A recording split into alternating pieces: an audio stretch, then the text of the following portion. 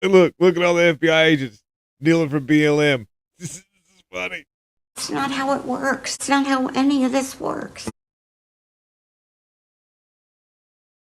not the way it works at all, is it? Check it out.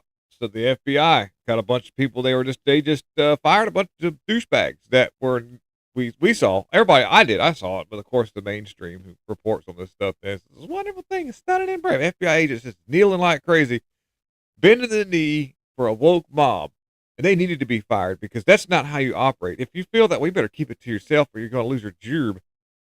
Check it out. Let's dig into the article. There's a good image of it right there. Yep.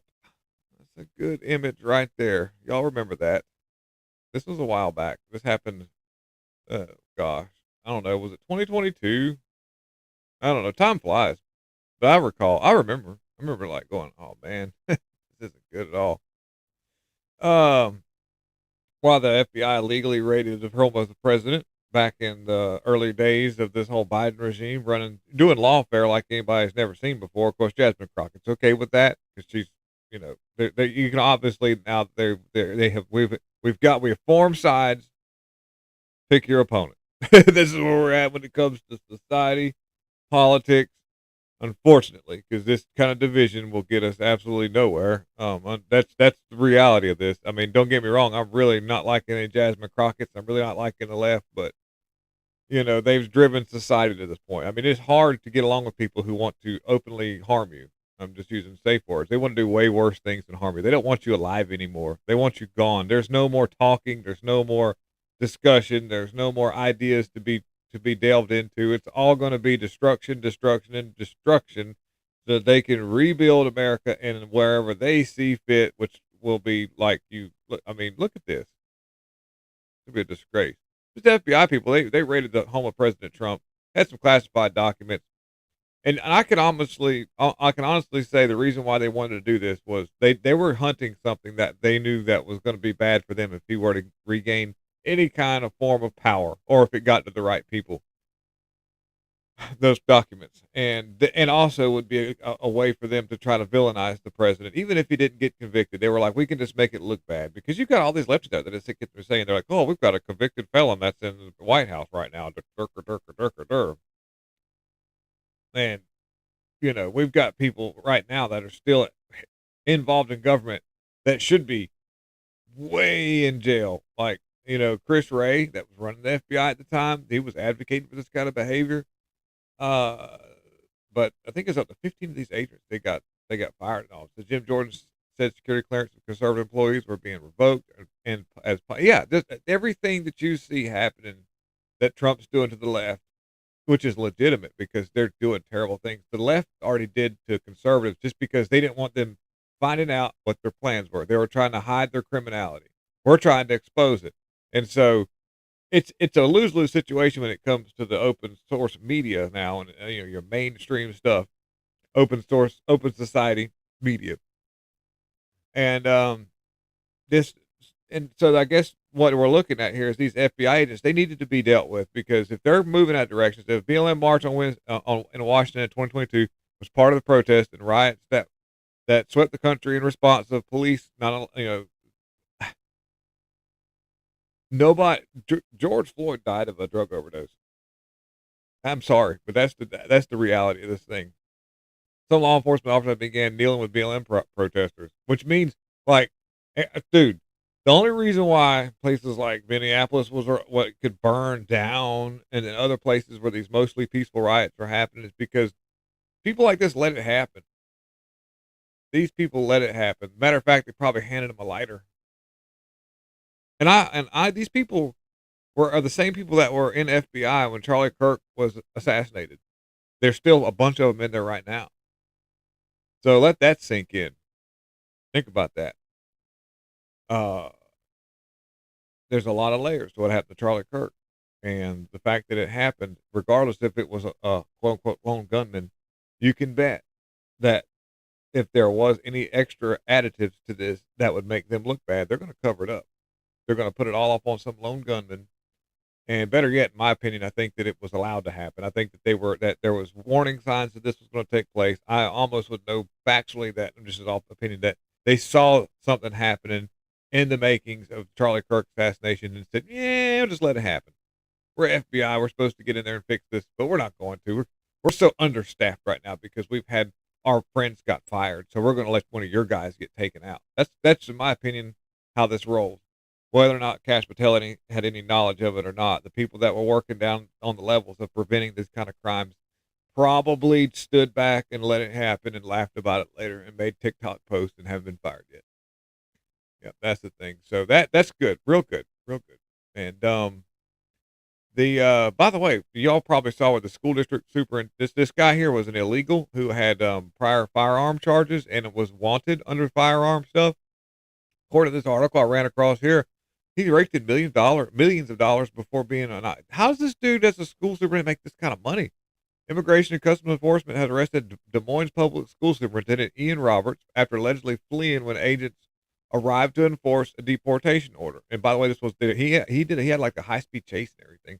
Roberts, originally from Guyana, has been under the final deportation order since May 2024. Despite that order, he continued to lead Iowa's largest school district until his arrest this week. What makes this case even more alarming is not only that Roberts remained in office unlawfully, but that he was paid handsomely for doing so. So, what were they? This money laundering, maybe, make this. His current base salary was $180,000 a year, and districts were preparing to raise his pay to $270,000 over the course of his tenure. That means Roberts could have earned millions of dollars in taxpayer money while residing in the country illegally. Man, the district released a short statement claiming that he had no information about the circumstances of his arrest. The explanation does not change the fact that the federal courts made it clear that Roberts was under orders for removal, yet the school board allowed him to remain in charge, responsible for nearly 30,000 students in one of the state's largest budgets of people that can't even read and write, but they damn sure know how to. You got boys that are shoving tampons in their butt. That's wild.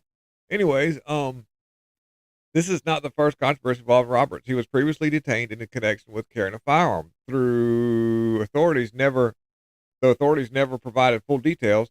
That earlier incident was first noted in reports months ago, but the information about his contract and salary was raised to a level of concern. Like, what were you doing with all this money? I mean, that's like, this is what consulting agencies are good for. I guess I got into consulting and now I'm a millionaire because you can just, I consulted for 30 minutes about whatever it was. And my hourly rate is $175,000 an hour. And then you'd be like, oh, okay. And so then, go give a speech at a college, get paid $250,000, take a big chunk of that money, go invest it into some crazy stuff, some people to bring in on board to be more criminal. The political response has been predictable, protests and all this crazy mess and everything and all. What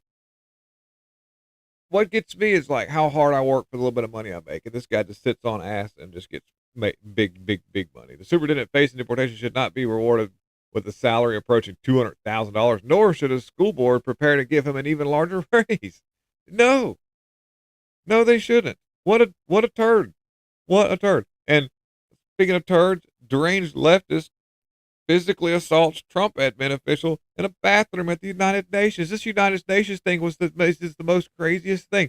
An unhinged leftist assaulted a Trump administration official this week in a bathroom at the United States United Nations thingy majingy. The leftist was apprehended by authorities and charged with assault, aggravated harassment, attempted assault, and criminal possession of a weapon. White House Deputy Press Secretary Anna Kelly told Fox News Digital that this lunatic is expected in court November 13th. The victim was working with HHS Director Robert Kennedy Jr.'s team. That's pretty wild. Aside from the security breaches, the cell phone network disturbance that they found, the network designed to disturb all the cell phone networks and security checkpoints was, the possible intentional escalator freeze, the teleprompter shut down. Oh, there was something else. There was something to do with some kind of dude that couldn't get to where he had to go. And then you had that guy that like holds up people's heads. Like, let's see here. Hold on. I can show you real quick in real time. Check this out. This is wild. Let's see here. Right here. Did I bookmark this? I don't know if I did or not.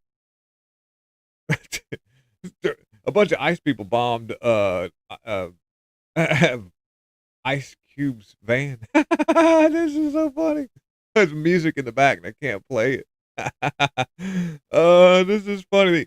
So not a van, but a tour bus. So Ice Cube is in town for a concert or a venue, and so I guess he had a he had ice on the.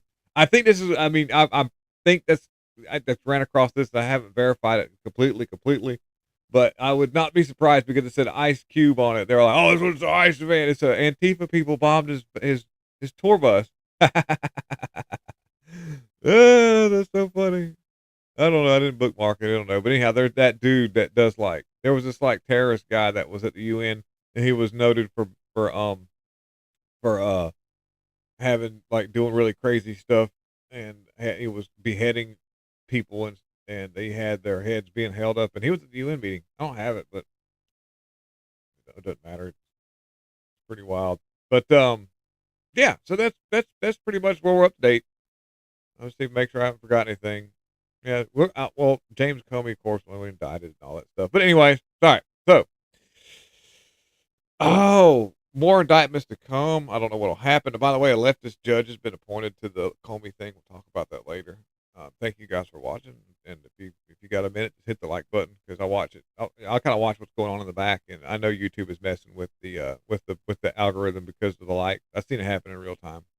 I watched it happen in real time. But you guys are wonderful. Got a lot of great people that stick around to this channel and just look for the videos, even though that YouTube doesn't put them out there. And you are greatly cherished individuals, and my heart's in the right place to try to save this country, 100%. That's all I'm doing this for. Thank you. Peace out.